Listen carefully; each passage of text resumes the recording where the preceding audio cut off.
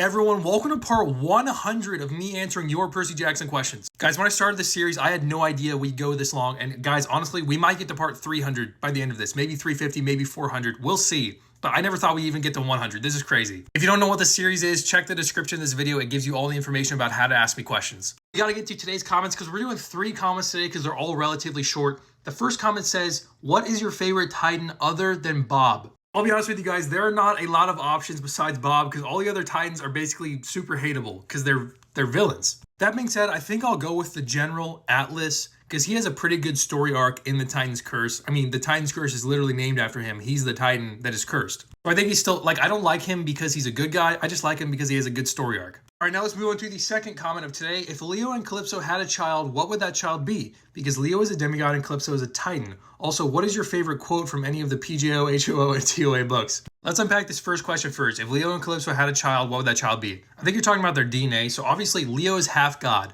So from him, the child would be 1/4 god. And then I think Calypso is actually the daughter of 2 Titans. Correct me if I'm wrong. We're just going to assume that for now. So if that's the case, then she's a full Titan. So her child will be half Titan. So basically, if Leo and Calypso had a child, it would be 25% god, 25% human, and 50% Titan. So theoretically, their child could have some of Hephaestus's powers and some of whatever powers Calypso has, like magical weaving, I guess. So yeah, I mean, it would be pretty cool if that happened. I would love to see that. I would love to see like the hypothetical scenario that would result when that happened. All right, the second question here, what is your favorite quote from any of the PJO, HOO, or TOA books? Guys, I always love this quote.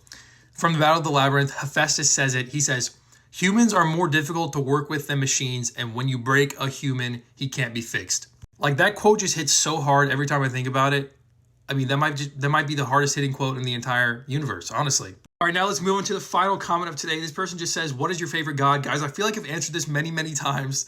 My favorite god is Apollo. It's always the same answer. I just love Apollo. I love him when he shows up. His first showing up in the Titan's Curse is so awesome. I specifically love the part when Thalia is driving the sun chariot, which is a bus, and like she goes crazy, like it goes wild, and then Percy just narrates that Apollo somehow got thrown into the back of the bus. Like how? He's a god. How did he get thrown in the back of the bus? And then he just starts like crawling over the hunters and crawling over the seats to get back to the front of the bus. I love that scene. So yeah, Apollo is definitely my favorite god. Be sure to get in the comment section. Let me know if you have any different answers for any of those questions. Let me know if my answers were terrible or if they were good, if you agree with them. And I'll see you tomorrow for part 101 of answering your Percy Jackson questions.